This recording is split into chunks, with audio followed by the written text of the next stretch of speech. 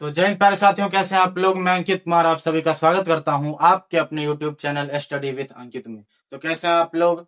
अपनी पढ़ाई आप लोग अच्छी तरह से कर रहे होंगे और आप लोग जैसे जैसे आप लोगों का तैयारी, आप लोगों का जो एग्जाम है वो नजदीक आता जा रहा है, तो आप लोगों के दिल का जो धड़कन है वो तेजी से बढ़ता जा रहा होगा। तो आप लोग जो अभी तक तैयारी अच्छे से कर चुके हैं उनको अब और थोड़ा मोड़ा अपना जिसको कहते हैं ना तैयारी, और उसको अच्छा करना होगा। जिस तरह आप लोग देखते होंगे कि आप लोग जो हैं, पहले कोई को होता है कि ना पहले से धीरे धीरे पढ़ता है, फिर लास्ट में कोई, सबकी बात नहीं कर रहे हैं हम, लेकिन कुछ बच्चे ऐसे होते हैं जो लास्ट में भी पढ़ करके अच्छे अंक प्राप्त कर सकते हैं। तो आप, हम ऐसा नहीं बोल रहे हैं कि सब वैसा ही होगा। कुछ अधिक से अधिक लोग जो हैं वह अपनी जो पढ़ाई है वो शुरू से ही करते आते हैं कुछ लोग, लेकिन बाद में जो कुछ लोग होते हैं लास्ट में, हमको लगता है बहुत अधिक लोग जो हैं वो अपनी पढ़ाई जो जिस तरह शुरू से पढ़ते नहीं आते हैं, लेकिन लास्ट में वो अपनी तैयारी को बेहतर कर लेते हैं। तो हो सकता है कि आप लोगों में भी कुछ ऐसे लोग होंगे। तो आप लोग तैयारी जो है आप लोग अपनी शुरू करिए। अभी भी कुछ नहीं हुआ है, अभी भी आपके पास, अभी हम कहते हैं बहुत अभी दिन आपके पास बचा हुआ है। उसी दिन को अच्छे से, उस समय को आप लोग यूज करिए और अपनी पढ़ाई को और बेहतर बनाइए। तो हम आशा यही करेंगे। तो आज जो है हम लोग कुछ और ऐसा ही पढ़ने वाले हैं। एक आज पढ़ने क्या वाले हैं भैया, तो आज जो है हम आपको क्या पढ़ाने वाले हैं। तो आज आप लोग देखिएगा, अर्थव्यवस्था आप लोग पढ़ते हैं। अर्थव्यवस्था में 7 अध्याय है। आज हम लोग 7 अध्याय में से आज छठे अध्याय का आज हम लोग ऑब्जेक्टिव क्वेश्चन जानेंगे। 7वें अध्याय, 7 अध्याय है, उस 7 अध्याय में से 7 चैप्टर में से आज हम लोग छठा चैप्टर पढ़ेंगे। छठे चैप्टर जो आज हम लोग पढ़ने वाले हैं उसका जो, अगर आप कहिएगा ना, अगर आप लोगों को इस वैश्वीकरण का अगर आपको चाहिए कि ना आप हमको बढ़िया से विस्तार में आप हमको वीडियो में बताइए, तो कल से आप लोग तैयार रहिएगा और कल से आप लोगों को वैश्वीकरण का पूरा हम विस्तार से बताएंगे कि वैश्वीकरण क्या होता है। वैश्वीकरण के बारे में जितना भी बात आपके बुक में दिया होगा सभी बातों को हम बताएंगे। आप लोग लेकिन हमारे वीडियो के साथ लास्ट तक जुड़े रहिएगा और अपनी पढ़ाई को, और हम जो जो बोल रहे हैं आपको अच्छी तरह से उसको सुनना है। और हम यह बार बार नहीं कर रहे हैं कि आप उतना, और ये बात आप कुछ भी है ना आप लोग समझ करके रखिए। ये नहीं कि आप रट्टा मार रहे हैं, कुछ समझ में आइए नहीं रहा है, वैसा आप लोग नहीं करिएगा। तो आप लोग जो है अपनी जो जर्नी है, आप लोग जो अपना, जो आप लोग कहते हैं अपना कर्तव्य क्या है, अपने तरफ से मेहनत करते रहिए। रिजल्ट, अगर आप लोग अपने एग्जाम में अपना कलम, अगर आपका कलम यूज हुआ होगा, आपका कलम खर्चा हुआ होगा, तो आपको जो माता सरस्वती है उसके तरफ से आपको कुछ ना कुछ जरूर मिल जाएगा। तो आप अपने तरफ से कर्तव्य करते रहिए। आपका जो कर्तव्य है, अब कर्तव्य में क्या होना चाहिए, तो आपका कर्तव्य आप बुझ रहे हैं, ये नहीं कि कर्तव्य मेरा है, आप लोग जिस तरह शुरू से करते आ रहे थे उन्हें कि चल गए खेलने के लिए, वो कर्तव्य नहीं करना है, ठीक है ना। आपको अपने तरफ से आपका जो कर्तव्य है, मतलब हमको नहीं, आज हम 2 घंटा नहीं, आज हम 4 घंटा पढ़ेंगे, यह आपका कर्तव्य होना चाहिए। और आप लोग अपना कर्तव्य को पूरा करते रहिए, अपने कर्तव्य को पर अड़े रहिए। तो और आप लोग अपना जो, सब की बात नहीं करेंगे, आप लोग अपनी पढ़ाई अच्छी तरह से करिए। आपका बोर्ड एग्जाम बहुत ही नजदीक आ चुका है और आप लोग अपनी पढ़ाई को और ज्यादा बढ़ाइए। कोई बच्चा अगर 1 घंटा पढ़ता है तो उसको आज 2 घंटा 3 घंटा अपना मेहनत करना होगा। यही 2 घंटा आपका तय करेगा आगे वाला जो होगा, आगे का जो एग्जाम आपका होगा, यही आपका जो अभी समय है वही आपका आगे का निर्देश तय करेगा। तो आप लोग हमारे साथ इस लास्ट वीडियो में जुड़े रहिए और हम आपको बताते हैं कि आज हमें क्या पढ़ना है। तो आज हम लोग पढ़ने वाले हैं अर्थव्यवस्था। जो हम लोग पढ़ेंगे आज हम लोग, आप लोगों का सामाजिक विज्ञान का, सोशल साइंस का एक बुक है जिसका नाम है अर्थव्यवस्था, जिसको इकोनॉमी बोलते हैं। इस इकोनॉमी में टोटल 7 अध्याय है और इस 7 अध्याय में से आज हम लोग छठा अध्याय पढ़ेंगे। छठा अध्याय का नाम है वैश्वीकरण। छठे अध्याय का नाम क्या है, वैश्वीकरण। और इस वैश्वीकरण के आज हम लोग ऑब्जेक्टिव को जानेंगे। आखिर ऑब्जेक्टिव जितने भी वस्तुनिष्ठ प्रश्न होंगे आज हम लोग आपको इस वीडियो के माध्यम से बताएंगे। और यह जितने भी प्रश्न लिखे हुए हैं यह बिहार बोर्ड के द्वारा कहीं ना कहीं पूछा गया है और आप इसको अच्छे से तैयार करिए और अच्छे तरह से इसको, जितने भी हैं इससे तो हमको लगता है कि 2 नंबर का प्रश्न, 2 नंबरा एगो इसमें है, तो आप लोग जरूर इसको पढ़िएगा और हम आपको समझाएंगे और मेरी बातों को आप लोग ध्यान से सुनिएगा। चलिए हम लोग समझते हैं। पहला है कि अंतरराष्ट्रीय व्यापार संबंधी नियमों का निर्धारित करने वाली संस्था थी। तो आपको आप लोग चैप्टर अच्छी तरह से पढ़े होंगे, तो उसमें क्या रहा है, अंतरराष्ट्रीय व्यापार संबंधी नियमों को निर्धारित करने वाली संस्था कह रहा है। देखिए संस्था कह रहा है ना, तो संस्था था विश्व व्यापार संगठन। क्या था? विश्व व्यापार संगठन। और इस विश्व व्यापार संगठन का जो स्थापना हुआ था वह 1995 ईस्वी में हुआ था। इस विश्व व्यापार संगठन का स्थापना कब हुआ था? तो 1995 ईस्वी में विश्व व्यापार संगठन की क्या हुआ था रेनो? स्थापना हुआ था। एक पहला प्रश्न समझे। पहला प्रश्न है कि बताइए कि अंतरराष्ट्रीय व्यापार संबंधी नियमों को निर्धारित करने वाली संस्था कौन सी है? तो एगो संस्था है, एगो संगठन है जिसका नाम है विश्व व्यापार संगठन। इसी संगठन के माध्यम से विश्व व्यापार संबंधी जो नियम था वह निर्धारित किया गया था। किसके माध्यम से? विश्व व्यापार संगठन के माध्यम से निर्धारित किया गया था अंतरराष्ट्रीय व्यापार संबंधी नियम। पहला प्रश्न क्लियर हुआ। आइए हम लोग दूसरा प्रश्न देखते हैं।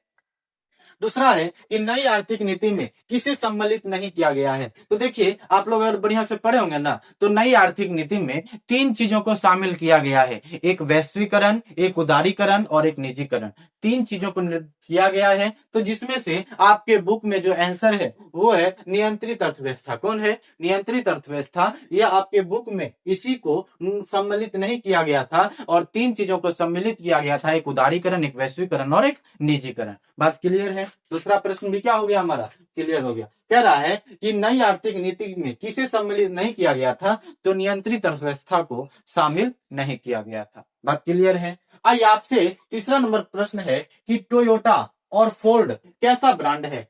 पूछेंगे कि टोयोटा और फोर्ड जो है कैसा ब्रांड है? तो क्या विदेशी ब्रांड है। एक देसी ब्रांड होता है और एक विदेशी। तो टोयोटा और फोर्ड जो है वह विदेशी ब्रांड है। कैसा ब्रांड है? विदेशी ब्रांड है। बात क्लियर है? तीसरा नंबर प्रश्न आप लोग देख लिए। चौथा प्रश्न है कि वैश्वीकरण के मुख्यतः कितने अंग हैं? तो आपसे पूछेगा कि बताइए वैश्वीकरण के मुख्यतः कितने अंग हैं? तो 5 अंग हैं। वैश्वीकरण के मुख्यतः कितने अंग हैं? 5 अंग हैं। बात क्लियर है? आइए हम लोग 5वां प्रश्न देखते हैं कि वैश्वीकरण का अर्थ क्या होता है। तो देखिए आपको अगर वैश्वीकरण का अर्थ पूछे या परिभाषा पूछे तो कहिएगा विश्व को एक करने की प्रक्रिया ही वैश्वीकरण कहलाता है। कहिएगा कि विश्व को एक करने की प्रक्रिया या विश्व के सभी देशों को एक करने की प्रक्रिया ही वैश्वीकरण कहलाता है। वैश्वीकरण किसे कहते हैं? कहिएगा कि वैश्वीकरण किसको कहते हैं? विश्व के सभी देशों को एक करने की प्रक्रिया वैश्वीकरण कहलाता है। और वैश्वीकरण का अर्थ होता है विश्व को एक करने की प्रक्रिया। विश्व को एक करने की प्रक्रिया ही हमारा वैश्वीकरण कहलाता है। बात क्लियर है? 5वां नंबर प्रश्न हो गया। छठा नंबर प्रश्न है कि विश्व व्यापार संगठन की स्थापना किस वर्ष हुई?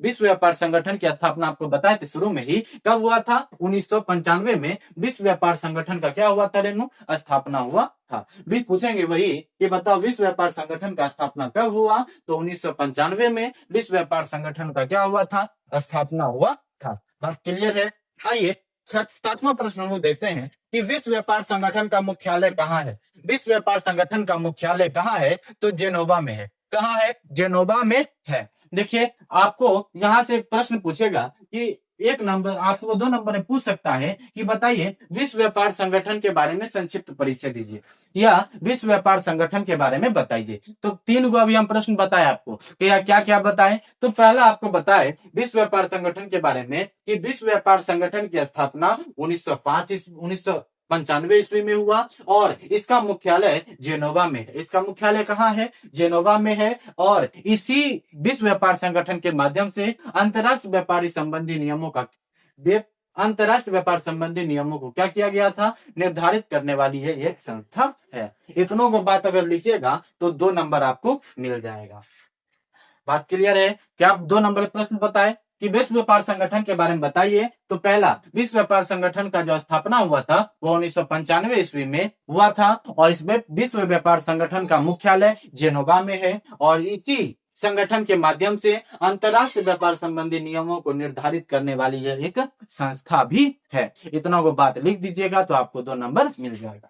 आज अगला प्रश्न हम लोग देखते हैं।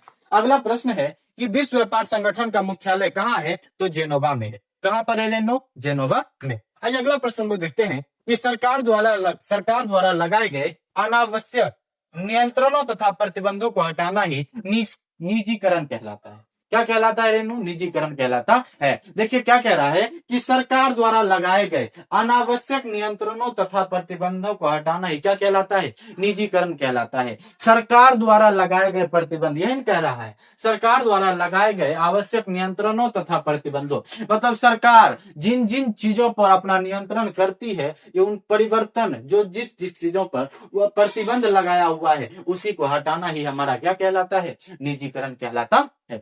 आइए अगला हम लोग देखते हैं कि निर्यात संवर्धन क्षेत्र को किसमें बदल दिया गया है? तो विशेष आर्थिक क्षेत्र में। निर्यात संवर्धन क्षेत्र को किसमें बदल दिया गया है? तो विशेष आर्थिक क्षेत्र में बदल दिया गया है। बात क्लियर है? 9वां नंबर प्रश्न भी हमारा क्या हो गया? क्लियर। 10वां नंबर प्रश्न है कि भारतीय बहुराष्ट्र कंपनियां है, भारतीय, अगर आपको पूछ देगा कि एगो भारतीय बहुराष्ट्र कंपनी का नाम बताइए, तो इन्फोसिस जो है यह भारतीय बहुराष्ट्र कंपनियां है। भारतीय बहुराष्ट्र कंपनियां बहुत सारी है, लेकिन इसमें से एगो है इन्फोसिस जो है वह भारतीय बहुराष्ट्र कंपनियां है। बात क्लियर है? आइए अगला प्रश्न है कि भारत में एलपीजी नीति कब अपनाई गई थी? भारत में एलपीजी नीति कब बनाया गया था? एलपीजी नीति कब अपनाया गया था? तो 1991 ईस्वी में भारत में एलपीजी नीति को अपनाया गया था। बात क्लियर है?